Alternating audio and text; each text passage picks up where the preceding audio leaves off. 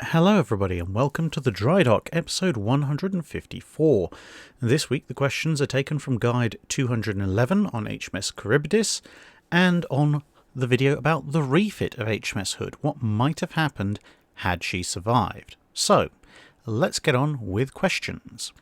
Sal Fox asks, was it worth it for the UK to develop the 5.25-inch gun, given the problems that came about with the logistics of designing new turrets and complicating the resupply of ammunition, or would the UK have been better off just standardising the 4.5-inch?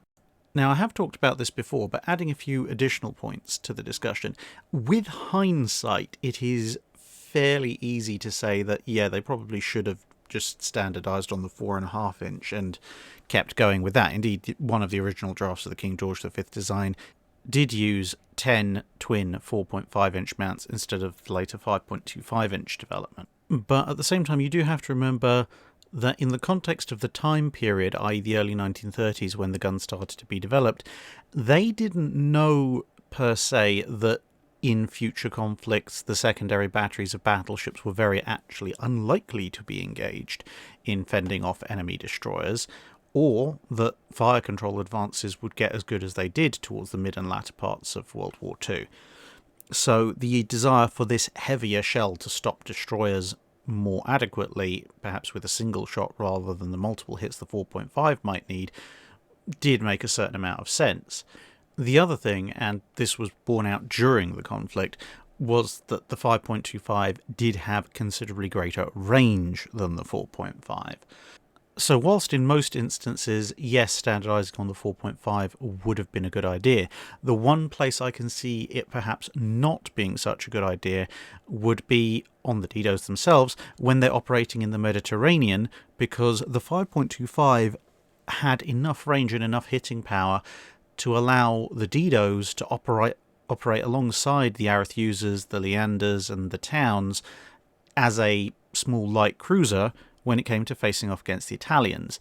Now, if the Didos had been equipped with multiple 4.5-inch mounts, even perhaps 7 or 8 4.5-inch mounts, as the K25 design series looked at for 5.25 mounts, yes, as I've said before, they would have made excellent anti-aircraft ships, and they would have reaped an even bigger toll of the Regia Aeronautica and Fliegerkorps 10. But I do struggle to see a scenario where 4.5-inch armed Didos could stand alongside 6-inch armed cruisers and engage in a gunfight, especially given that most of the gunfights with various Italian cruisers tended to take place at somewhat longer ranges than average. Now, you probably could argue relatively successfully that if they used the 4.5 and built a bunch of 4.5-inch armed AA cruisers and battleships armed with 4.5-inch guns, then the money saved from the development costs of the 5.25 could be put into other things, like, say, perhaps building more 6-inch armed cruisers, and they may be able to take the place of 4.5-inch AA cruisers in various battles, and that's true, but that's another degree of the unknown. Thus, as an aggregate, yes, it probably would have been better to standardise on the 4.5, but there are a few reasons why they perhaps couldn't have seen that coming at the time that development started, and we'd also have to remember that even if they somehow decided to go down that route anyway, it's not a completely unqualified superiority. There would be instances where the ships armed with a 4.5 might find themselves worse off than otherwise. George Bezos asks, why did some nations like Japan equip their submarines with aircraft whilst others, such as the US and Germany, did not? The Japanese seem to want their submarines to be able to scout for themselves. Was this ever useful? Such scouting aircraft would seem like they would have been incredibly useful to U-boats in the Atlantic. Basically, everybody tested the concept in the interwar period, with the exception of the Germans, because for most of the interwar period they weren't technically allowed to have subs, although they were thinking about it just as World War II kicked off. The fundamental problem is that for the submarines of the day, and to be honest, even for a lot of submarines now, the sheer amount of equipment, displacement, etc. that you need to fit even a small aircraft and all the relevant infrastructure you need to support it is quite substantial. And the military value of an aircraft that you can cram into a little pressure-sealed hangar in a submarine is relatively minimal. And so, whilst the idea certainly has some attractions on paper, once they actually put it into practice, they discovered that the impact on the performance of the submarine as a submarine was quite significant. And, well, yes, being able to scout at long distance with an aircraft does have its advantages, as long as you can be relatively sure that you're not going to run across an enemy at some point whilst your aircraft is up and about, or whilst you're on the surface assembling your aircraft, or whilst you're on the surface recovering and disassembling your aircraft, which is something of a big ask, and the Italians fairly quickly realised that's not going to happen really very often in the Mediterranean. The British, well, M2, which is what is pictured here, ended up sinking, partly as a result of, having this hangar on board, which didn't endear the concept of the British all that much, but they knew that they were going to have to potentially operate submarines in some very confined waters, like the Mediterranean, the North Sea, possibly the Caribbean, the various relatively close waters of the Western Pacific - Eastern Indian Ocean, and so it didn't really hold much water in those cases either, and, well, the doors not holding much water was also something of an issue. But even when the Americans looked at it, they decided that whilst, yes, in the Pacific, you probably could generally sort of guarantee that you'd have the time unobserved to be able to launch and recover aircraft, and as a result, because there's so few ships in the area, you might actually need the aircraft to do scouting, the performance impacts just weren't considered acceptable, and so the whole thing ended up being scrapped. The Japanese were the only ones who really went for it in a big way. The Surcouf, the big French submarine, did carry a small scout aircraft at one point, but it was the larger Japanese submarines carrying a single scouting aircraft, and then, of course, the I-400s, sometimes called the submarine aircraft carriers, that really took hold of it in a big way. There were occasional benefits to this. So, for example, in operations off of Australia, the Japanese submarines would occasionally launch their scout aircraft to go and look at a harbour to see, was it worth the submarine trying to sneak into the harbour, i.e. were there any targets worth torpedoing there. And in that respect, yes, okay, there was a certain amount of utility to it, but it was only a utility in as much as the area they were operating in was so large and the defensive forces arrayed against them so spread out that they could afford to do that. Whereas if you tried to, say, recon Taranto or Wilhelmshaven or Scapa Flow or anything like that, using this same kind of technique, assuming that your scout aircraft just didn't get shot down outright, it may well be tailed home by a rapidly launched set of enemy fighters, perhaps with some fighter bombers or whatever following on, and then they find your submarine, and then they bomb or strafe your submarine, and then you get sunk. So that's not a particularly good outcome. Essentially, a submarine launching an aircraft to do scouting only works in very specific circumstances of sparse enemy opposition, and where you yourself don't have that many assets forward deployed that can do the recon element and pass on the information in a more conventional manner. And so on that particular diagram, it's really only the Japanese Navy's submarine force that has a significant intersection between the two, and therefore they're the only ones that you really see this deployed on in any kind of widespread manner.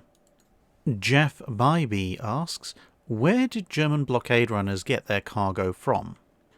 So it depends quite significantly on which war you're talking about. During the First World War, the Netherlands was neutral for the entirety of the conflict. The United States was neutral for the majority of the conflict. So in that particular conflict, the cargoes for German blockade runners quite often could come from the Dutch colonies, from the US ports, or from any number of other neutral countries that were willing to sell to them. Obviously, once the US entered the war, that was no longer really an option, but other neutral countries, etc., did still exist. In World War II, for the Germans, it was a little bit more difficult, as for the majority of the war, there were considerably more powers arrayed against it. So in those circumstances, very early in the war, German blockade runners actually did go to Russia. Then, of course, you had Operation Barbarossa, which, you can kind of shut down that route. And so blockade runners would, most of the time, when you're talking about Germany in World War II, be coming from Japan or Japanese-occupied territories in the Far East, and occasionally also from specific neutral countries in Africa and South America, where they could find a cargo that was worth the risk of going out and picking up in a blockade runner. Zoran Okokoljic, I think, asks, in the time of steam, how did warships replenish water in their boilers? So the majority of water for the boilers was carried in feed water tanks, and then once it had gone through the engines and lost its energy, they would have condensers that would try and return the steam as water back to the boiler for reuse again and again. Now, of course, this isn't a perfect system, so there would be some losses, and depending on the scale of the ship and what kind of use it was being put to, you may or may not then have some kind of desalination device aboard, and desalination devices were invented pretty early, and so if you were on a fairly large ocean-going warship, you definitely have one, whereas perhaps if you were on a small coastal defence vessel or monitor or something like that, you might have one just because the boiler and engine setup that you bought came with one, but you might also not have one and just rely on, stopping back into port every so often to top up your tanks.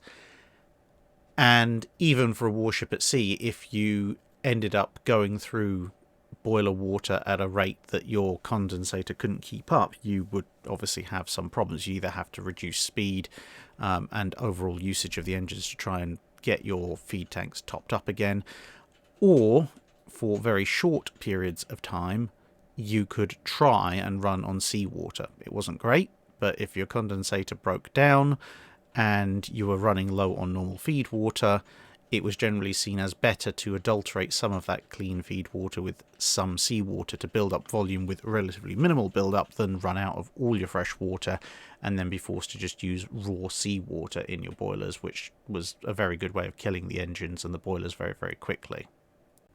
Sea Phantom 1942 asks, I've seen paint schemes where USS Arizona has her upper superstructure painted in a lighter shade than the rest of the ship. What is that for?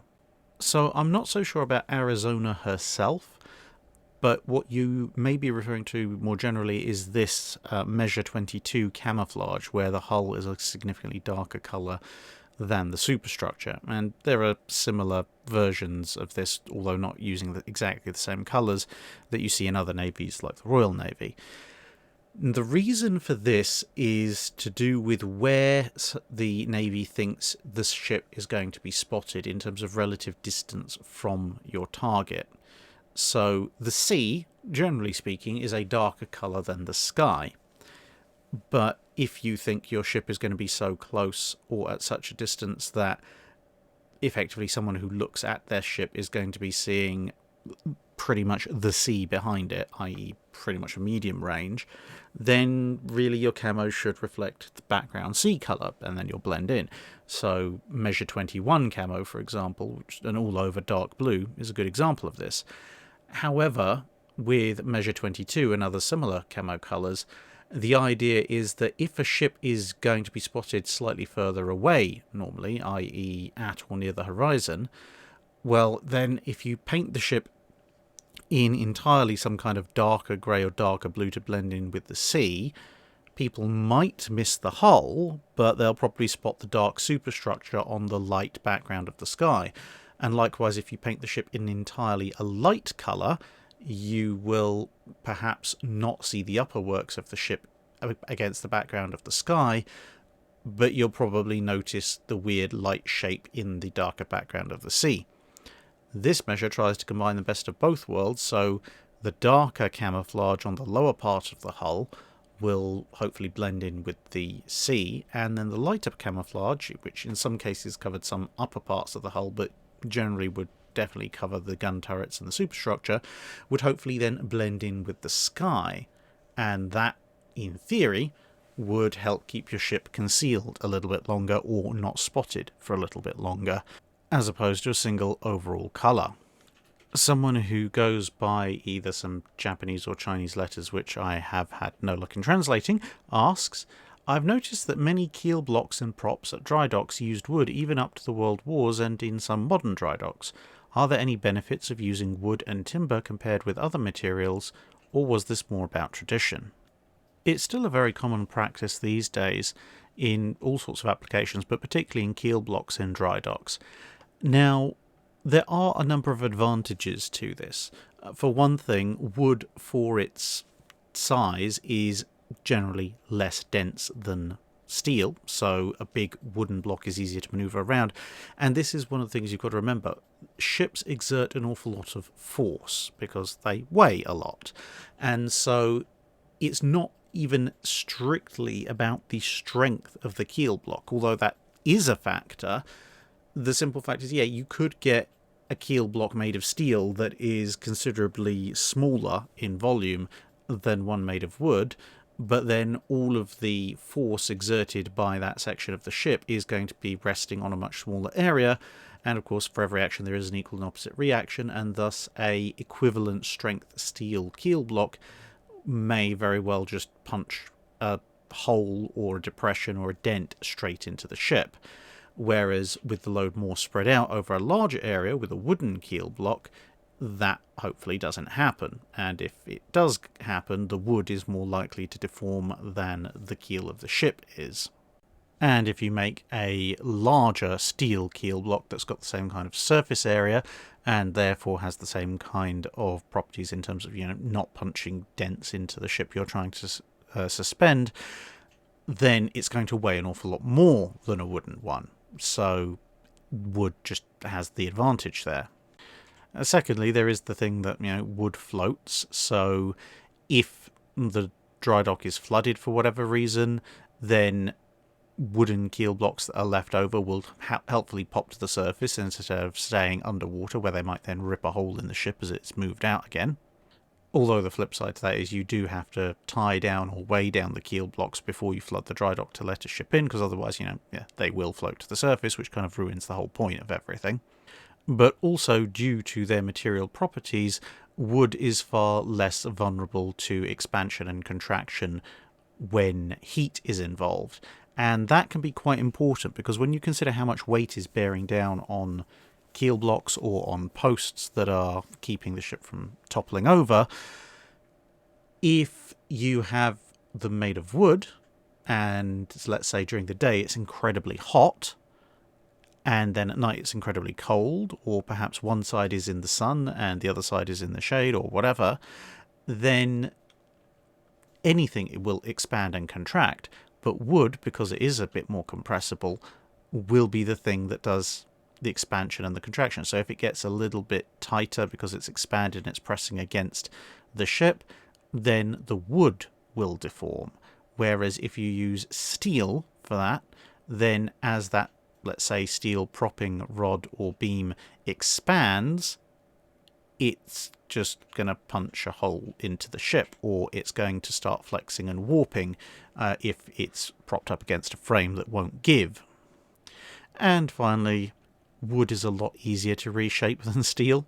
So if all of a sudden you've got your propping log timber or whatever, and you discover the ship that's coming in needs it to be 3 foot shorter, well, get out a power saw and you can trim 3 foot off pretty easily. And similarly for the keel blocks, if you need to downsize them, trim off a damaged bit, etc., it's very quick and easy, relatively speaking, to do so. Whereas if you've got a big steel block or steel beam or something like that, one, cutting it down to size is a lot harder, and two, it requires a lot more heavy equipment to be there in the dock with you than just a portable power saw. So whilst there are some applications that do use steel keel blocks or bracing poles or whatever, for the most part, wood is here to stay for that kind of application. at least in some manner. There are some keel blocks and such where they perhaps have a metal plate on top of the wood or something like that, but wood as a whole is still going to be involved in dry docks for a long time to come. Vexy asks, how do you think the upgrades of HMS Hood, in theory, would affect Hood's speed, as adding all that armour plus new armaments and equipment etc. would surely affect it? Do you think it's realistic that it would retain a 30 knot plus top speed after refit?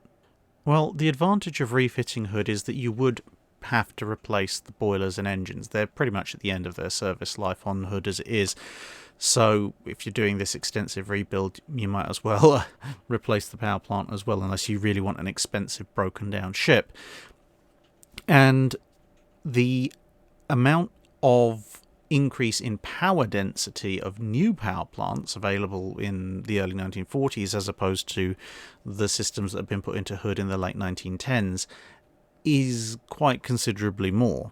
So when you look at the overall size of the machinery spaces occupied by boilers etc. on something like a refitted Queen Elizabeth, you find there's actually far less space used up and slightly more power granted, which allows them to maintain their approximate 24 to 25 knot top speed. With Hood, it's pretty much the same story. If you did a like-for-like replacement completely of new power plant for old, then you'd probably end up in a situation like the Kongos, where despite being partially modernised, their speed actually went up considerably. With Hood, it may not be quite as dramatic, but still, replacing its entire powertrain with a brand new modern one would result in its speed going up considerably, even with all the extra bits and pieces you're adding to it. Now, there is a balance to be had, because obviously if you do a like for like, then you're not making any weight savings, and you do need weight savings for other parts of the ship's upgrades. So it could be quite easily calculated, I think, to provide a bit more power from a slightly smaller overall set of machinery, and that additional power would allow the ship to retain its theoretical maximum top speed, 32 to 33 knots, whilst also accepting the various upgrades, both because more power means it can go faster and then the weight slows it down again, and also because by using slightly less machinery you've saved weight there, so the overall weight doesn't change by as much as you might otherwise think. Josh Thomas Moore asks, given the number of cruisers and their doctrine for smashing through US Navy cruiser squadrons, would the Japanese have got more effective results out of the Kongos if they used them in the original battlecruiser role as cruiser killers, rather than trying to use them as battleships?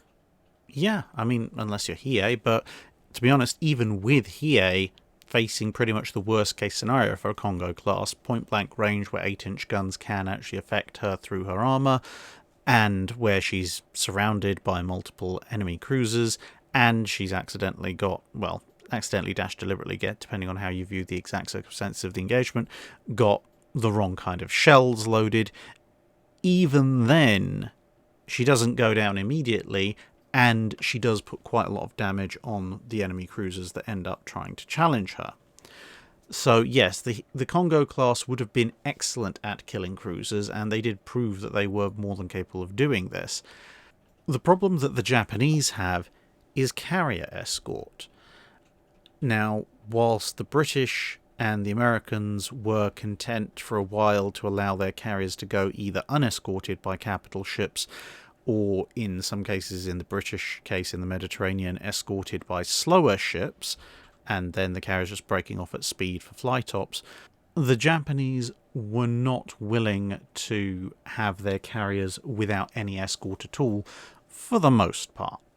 There were some cases where the carriers would operate on their own, much as a lot of the American carriers would end up doing, but because they'd invested in the Yamatos, they didn't have any fast battleships available at the start of their involvement in World War II, and even once Yamato and Musashi were in place, it was going to be quite hard to justify putting their 1 or 2 super battleships in as just running carrier escort, and even they could only make 27, 28 knots or so, which still wasn't enough to keep up with anything except perhaps Kaga. And so the Congos ended up in the position of carrier escort quite a lot, simply because they were the only ones that the Japanese had that could keep up with the carriers, and the Japanese really did like the idea of keeping their carriers escorted. And then once the Yamatos were in service and the Japanese tried to use Yamato and Musashi in various surface roles, they ran into an additional problem, which was, well, you've created this sort of 27-knot super battleship, except now, especially once Mutsu has self-detonated, you only have Nagato that can even keep up within something like a ballpark of this massive battleship. And you can't use the Fusos and the Iseis. They will never keep up with even Nagato, let alone Yamato or Musashi. And so you're looking at, well, the only other things we have with capital ship grade weapons that can keep up with a Yamato are the Kongos. Basically, because they don't have even a King George V class equivalent, let alone a North Carolina, South Dakota, and Iowa class equivalent under production or in service. So whilst the Congos do see their most active and probably most useful elements of their service careers running in the original battlecruiser role to some extent in some way, shape or form, i.e. where they're coming across and killing smaller vessels, their unique mix of ability and speed just means they're called into service in other parts of the war where they have to act as if they are full battleships far more often than is perhaps healthy for them. Ozone 8 asks, if the Hood had managed to land several hits in favourable conditions, do you think Bismarck could have been severely damaged enough to have been stopped right there and then, assuming that Hood didn't end up getting hit? Yeah, it's entirely possible. I mean, I can probably think of, if you include for Prince of Wales hits as well, 3 locations where if Hood had managed to score hits, and bearing in mind, okay, this is not just talking about 3 hits, this is talking about 3 hits to 3 specific locations, but if those locations had been hit, it pretty much would have spelled the end for Bismarck's mission at that point, regardless of anything else that had happened. So, firstly, working from stern to forward, if a shell had hit aft and severed or badly damaged the steering controls.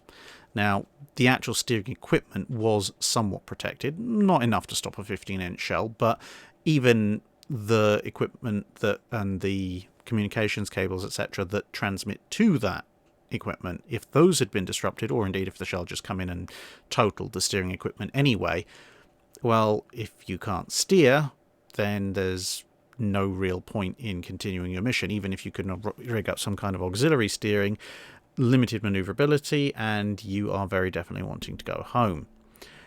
The next one would be some kind of direct hit amidships that blew out a good chunk of a funnel. You might be thinking, hang on, that doesn't sound particularly deadly, but remember what happened to Giulio Cesare at the Battle of Calabria, where she got hit in the funnel. If you kill a bunch of the draft that's available to the engines now become less powerful and less fuel efficient, and Bismarck's mission is long-range fuel efficient raider at this point. That's not her design mission, but it is the mission she's on. And so if that's compromised, yeah, you might be able to patch that up, but maybe not, and even a patch is going to be somewhat inadequate, so that could be a potential mission ender right there. And the other thing would be if a shell did effectively what one of Rodney's shells appears to have done, which is hit the conning tower with enough force that it kills everybody inside, i.e. basically a decapitation strike on the command crew, and then the splinters and bits of shrapnel and the blast effects, etc., sever the connections to the primary rangefinders on the mainmast and on the upper superstructure, leaving Bismarck with only secondary rangefinders and the turret-mounted rangefinders. Now, that doesn't necessarily kill your fire control systems, your fire control computer lower down. It doesn't even get rid of Officer Schneider, Bismarck's excellent gunner, but it does get rid of the primary way of Bismarck getting its fire control data, given that the guns have already knocked out Bismarck's own radar. That, coupled with the decapitation of the ship's command staff, would also end Bismarck's career as a raider for that particular mission very, very quickly. And any one of those three, and particularly the first and third hits, would almost certainly have sent Bismarck home there and then. And in the case of the loss of steering, that might well have enabled the Royal Navy to finish her off completely there and then. But certainly any of those hits almost certainly would be a mission kill, especially when combined with hits that Prince of Wales scored.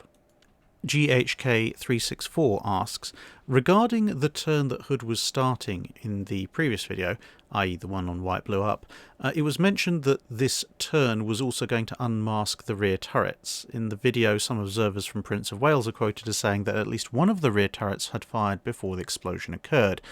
Wouldn't that suggest that Hood was already well into the turn? Not in and of itself, no. Bear in mind that Hood and Prince of Wales had already completed 1-2 blue turn 20 degrees to port, and at that point, if you see this diagram, you'll see that Hood's aft turrets are able to swivel so that they can fire 60 degrees forward of perpendicular. They're on a course of 280, Bismarck's on a course of 220 at this point, which actually, hilariously enough, is a 60-degree difference, but because of where they are on those courses, the Hood is able to fire with its guns at 56 degrees forward of perpendicular whilst it's on the majority of this 2 blue course. Now the thing is, as Bismarck gradually effectively crosses the T or heads towards the crossing of the T position, that bearing is going to change, and this is why the 2 blue is ordered again, because as you can tell, 56 degrees, they're only 4 degrees away from hitting their stops, and as Bismarck crosses across Hood's front, they're no longer going to be able to fire again. So the purpose of the second turn of 2 blue, amongst other things, is to keep those arcs open for the rear turrets, and also to allow them to have a little bit more travel, because, as I said, that initial course that they're on just before the turn is one where they could very quickly lose the ability to fire the aft turrets again as Bismarck gets out of their arc of fire, whereas by making another 20-degree turn, you'd be able to keep firing on Bismarck for a considerably longer period. So the fact that the turrets were seen to be firing before Hood exploded is consistent with their course, speed and position at the time relative to Bismarck's course, speed and position, and doesn't require Hood to be in its turn in order for them to have a clear field of fire, at least for the time being. John asks, following the earlier episode on the sinking of Hood, I was rereading the parts on Hood in D.K. Brown's books. Your second-by-second account is far more detailed than that, but he agrees with Bill Duran's that the 4-inch magazine caused the 15-inch magazine to explode, venting back through the 4-inch space, which is what you describe. I'm mildly curious to know if you've read the primary source for Brown's opinion, or if you have other sources for your explanation. So there are a number of primary sources, some of which I quoted to or referred to directly in the video itself, and others are either listed immediately below the video in the video description, or else listed in the books, i.e. the secondary sources, which are referenced again in the video description. Plus, of course, my conversations with Bill Durans and my own research. Now, on top of that, you've also got the Admiralty inquiry into Hood's loss. There are actually two, but the second one is the one that's more important in this case, because it's the one that's far more complete.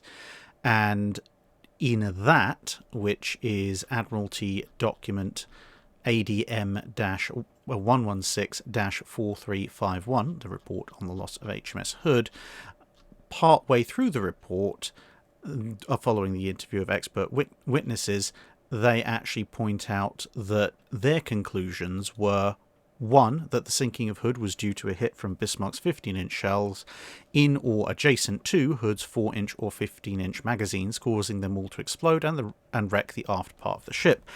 The probability is that the 4-inch magazines exploded first. This is all their words.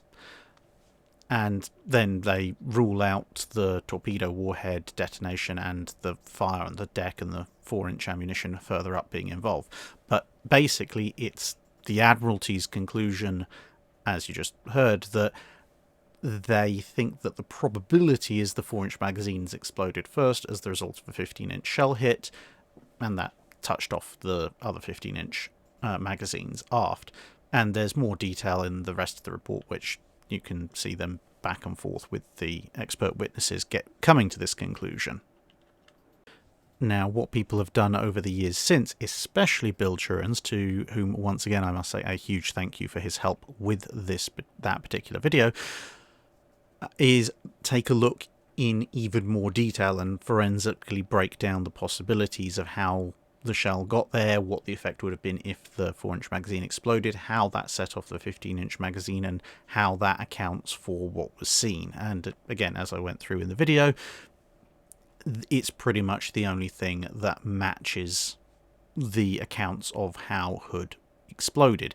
The only real controversy these days, really, when it comes to how Hood exploded, is how that 15-inch shell got there. There's very, very few people who you'll find who will claim some other method of destruction beyond the 4-inch magazine cooking off and killing the 15-inch magazine and thus killing the entire ship. Most of the argument is just around how did that 15-inch shell get there in the first place. William Meta asks, if Hood had gone to the Falklands War in a refitted state, as you suggest, what would she have done? Would the Argentinians have been able to mass aircraft enough to sink her? And if she'd become a museum ship, where would she be? Well, if a refitted Hood had survived somehow long enough to head over to the Falklands, then her role pretty much would have been similar to how I've previously described HMS Vanguard's role probably being if Vanguard had survived long enough to be sent to the Falklands. Now, either way, her gun-based anti-aircraft defences would have been considerable improvements over what was available in San Carlos water.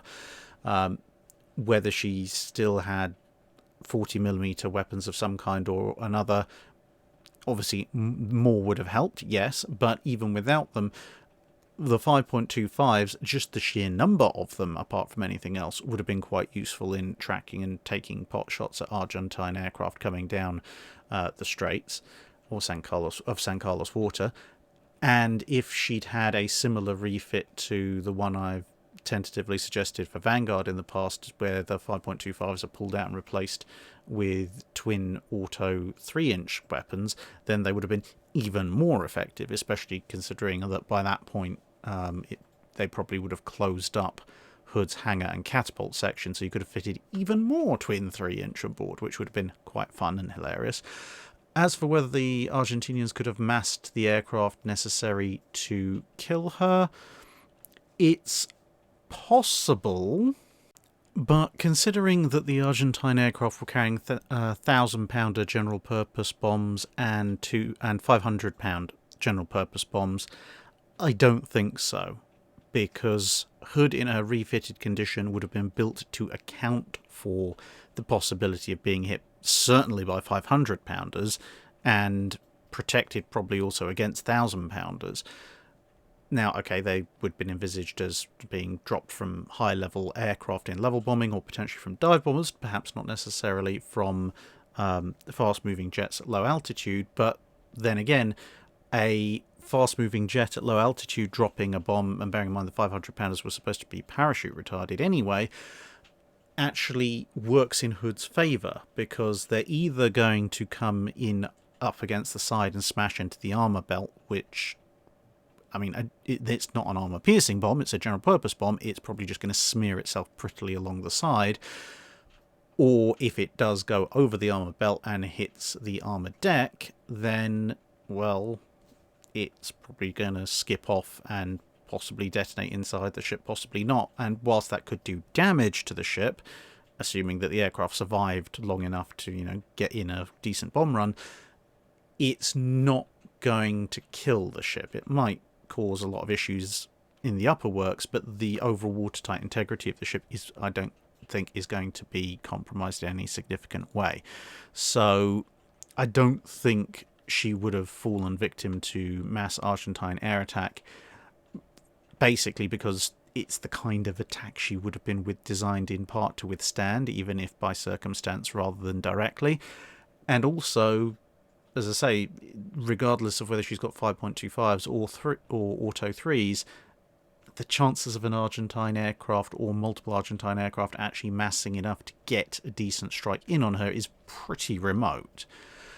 And then she would have gone on to do, shore bombardment support and things like that, which probably would have been very welcome for the British troops, at least. As far as if she'd then gone to a museum, where would she have gone? Well, my first thought would be the Royal Navy Museum in Portsmouth, because, the clue's in the name. But then I realised a ship of her size, there isn't anywhere really you can put her without causing some severe problems for the Royal Navy that's actually, still in service. Yes, there is a socking great quayside where they could moor her, which is right next to the current museum footprint, but that's an active quayside for the actual Royal Navy. It's now where, and to be honest, even back then, where they dock the aircraft carriers. So I don't think they would put her there and invalidate that entire quayside from a military perspective. And they can't really put her next to Warrior or the train station because she's so long she'd stick out into the shipping lanes. Now, what they might be able to do would be to get HMS Belfast tucked in on the other side of the pier from HMS Warrior, or potentially tucked in just behind HMS Victory and what's now the Mary Rose Museum, and then they could put Hood in Belfast's place on the Thames in London. That might work. But I think that's probably one of the few places you could actually fit a ship of that size without massively compromising ongoing shipping operations in the area. Paul from Chicago asks, how did the Royal Navy distribute new doctrine and techniques in the 19th century? It varied quite considerably because you had the whole range in the 19th century of shipping. At the beginning of the 19th century, you're still involved in the Napoleonic Wars. Then you go through the final evolution of sail ship design into the ironclad era, and you exit the 19th century in the pre-dreadnought era. So during all of that, there's ostensibly the Admiralty fighting instructions, and they give sort of general guidance on what they expect people to do and how they expect admirals to conduct their fleets. But in terms of new doctrine and techniques, early on, when everything's a little bit more settled technologically speaking, there are conferences and thoughts exchanged and potentially a few exercises done, and that might influence a change or an update to the fighting instructions. Once you get to HMS Warrior and beyond, whilst the fighting instructions are updated, it's almost a complete free-for-all, because in the 1860s, well, not even in the 1860s, in the early to mid-1860s, everyone's trying to figure out what are the new tactics now that we have broadside ironclads. By the late 1860s, everyone's trying to work out now how do we revise those tactics in light of the fact that we now have central battery ironclads. By the 1870s, you're having to work out what are we going to do with, now we've got turret ships and lots of ships that are designed possibly to ram. By the 1880s, you've got to worry about what's going on with this newfangled torpedo development, and what are we doing when some ships are sail-powered and some ships are not sail-powered, and some ships have some rather worryingly large guns. And then in the 1890s, not only have you got to worry about the continued development of torpedo boats, but you've also got to worry about quick-firing guns and the hail of fire versus single larger guns, and so on and so forth. And of course, ship speed is gradually increasing, so the average ship speed from, say, 1850, 1860 is going to be about 8 to 10 knots, and then with the ironclads it's going up to maybe 12 to 14 knots, and by the end of the 19th century the battle line is probably expected to be about 18 knots, and the faster cruisers are just over 20 knots. So a lot of the latter part of things has doctrine and techniques worked out in one of two ways. Either you have various admirals on various stations, whether that be the Mediterranean Fleet, the Atlantic Fleet, the Channel Fleet, etc., who will just be having their own thoughts and ideas and putting their own squadrons and fleets through various manoeuvres to try and figure out would this actually work or not, and then passing that up the line and saying, hey, we tried this thing and it either didn't work or seemed to work fairly well. And the other way was actually fairly large war games. And this is perhaps something that's a little bit overlooked, in that war games, when it comes to navies, can mean, tabletop war games, albeit that those don't really come in until the very end of the 19th century. But they can also mean full-on fleet exercises like the interwar US Navy fleet problems. And the Royal Navy does do a bunch of these in the 1880s and 1890s. They do some beforehand as well, but the latter part of the 19th century, when they're desperately trying to figure out how to make all this new technology and ship types work, is something of a heyday for those exercises in terms of frequency. And so you'll see a gathering of ships. So some ships will be pulled out of the sort of first-rate reserves. An entire fleet, usually the Atlantic or Channel Fleet, will be pulled in, or possibly the Home Fleet. They keep renaming the fleets around this time. Will be pulled in and told, right, you're taking part, here's some extra ships from reserves, and here's some other ships we've called back in from other stations or held off from going to other stations while they've been in refit. So we've got quite a substantial force, and now we're going to split it in two, and we're going to give one group a task to defend something, the other group a task to attack something, and then they might swap it round, or they might swap the teams around and give them an entirely different objectives and see how they do. And from that, they would then try and work out what worked, what didn't work, what might work next year. And all of this, plus the experimental stuff various admirals were doing, would all factor in through into updates to the fighting instructions. And there was a lot of kind of an old boys network going on as well, where various admirals will communicate with other admirals and say, oh yeah, well, I tried this, and I think this works, so maybe you should try this as well. And so during the latter part of the 19th century, how any particular Royal Navy formation would approach battle would actually be quite different to how a separate Royal Navy formation operating at the same time might approach the same conflict. Salty Viking 10,022 asks, what would be scarier to a Japanese cruiser group, the historical USS Alaska or Alaska with 15 Des Moines autoloading 8-inch guns in a Brooklyn-style layout? I'm pretty sure I answered this in the last live stream, but just in case I didn't, I do apologise. But I'm going to go 99% if it's a Japanese cruiser group, it's going to be an Alaska with a Brooklyn-style layout and 15 Des Moines auto-loading 8-inch guns, because at that point you can engage at least 2, possibly even 3 cruisers at once with rapid fire. And given that most Japanese cruisers are not the world's best protected vessels, 8-inch super heavy shells are going to be just as destructive in terms of armor penetration and such like as 12-inch guns would be, i.e. they're both going to overmatch the vast majority, in fact pretty much all, Japanese heavy cruiser armor.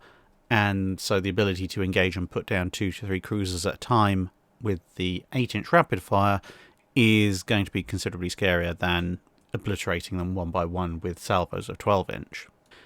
Sky asks, why did Germany think building a surface fleet to challenge the British was a good idea instead of just building a lot of U-boats, seeing as they were more effective and easier to build?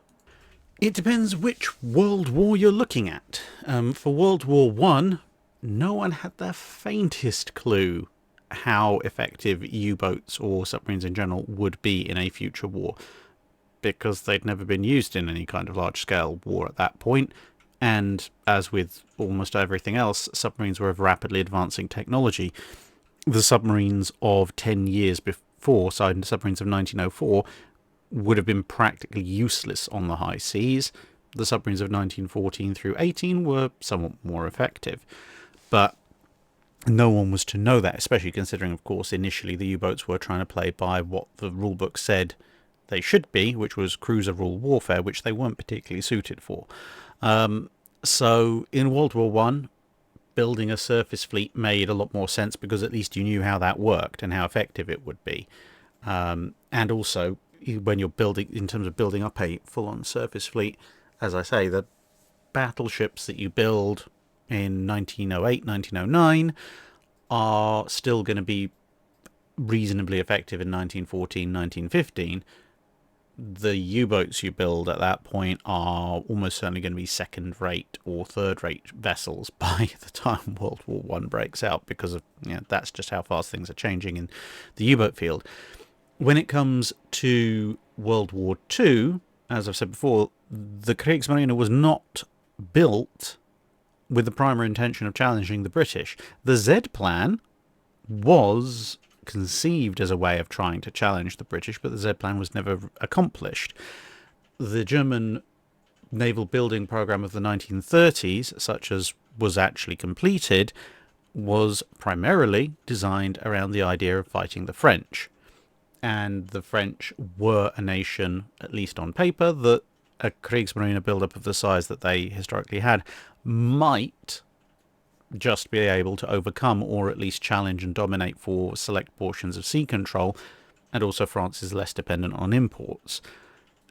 The Kriegsmarine, when it was shifting in the late 1930s to the idea it might end up confronting the Royal Navy, did try to emphasize U-boat building, etc.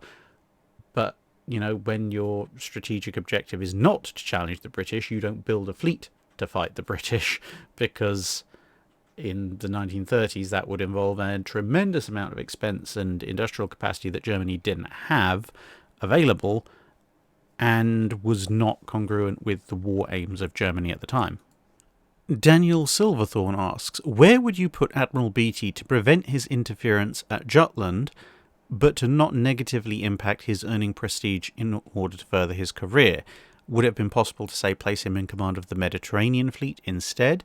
Or had he already carried out that position and the only other posting for him would have been head of the Grand Fleet?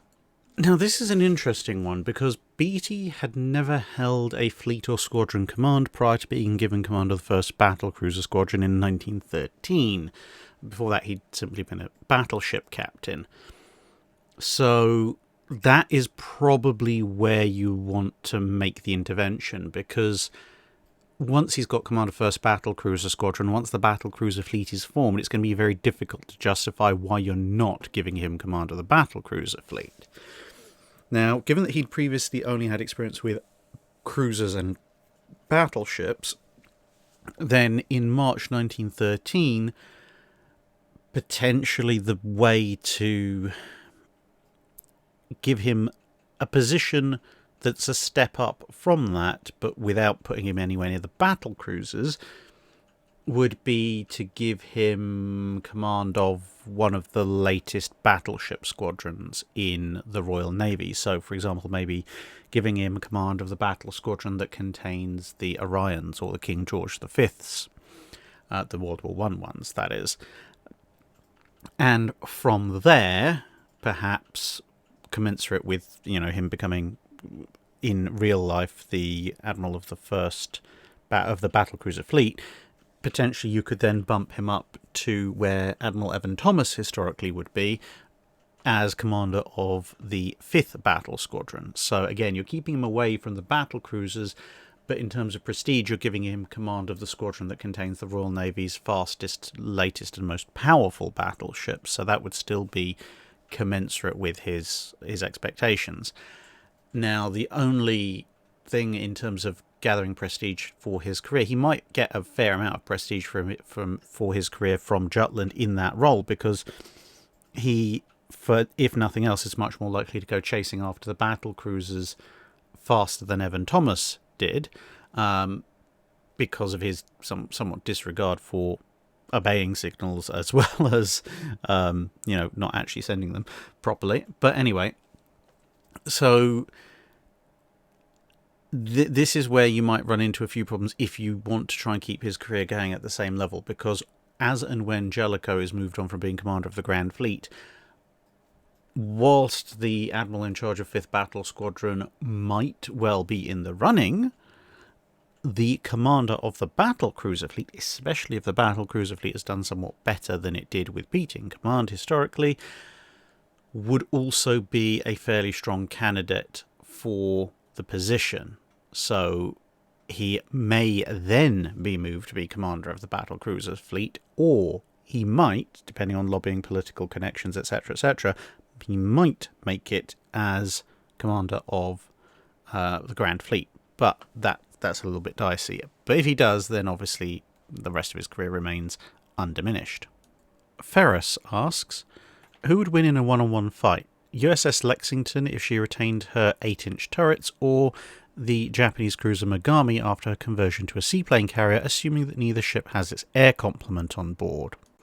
I have a sneaking suspicion I've answered a question like this before in the past, but anyway. Broadly speaking, I'd say the Mogami has a slight advantage. It does have 2 fewer guns than Lexington.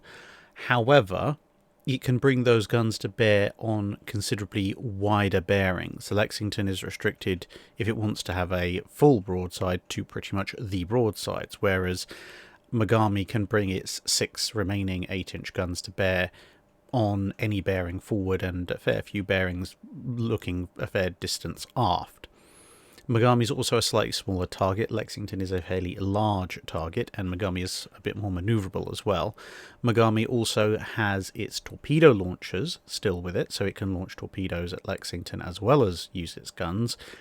And of course, with all its guns up front, as well as being a physically smaller target, generally Mogami can charge down Lexington and present a much smaller target by basically being either bow on or within the first 20-30 degrees of being bow on, which it's probably going to want to do anyway to get close to launch the torpedoes, whereas, as I say, if Lexington wants to present a somewhat smaller target, it's going to have to turn in such a manner that it now only has 4 guns available. Also, given that a Lexington-class carrier with its 8-inch guns is going to be an early war carrier, and Mogami is a newer vessel, Mogami is probably going to have more advanced fire control systems, which will probably lend it a bit more accuracy.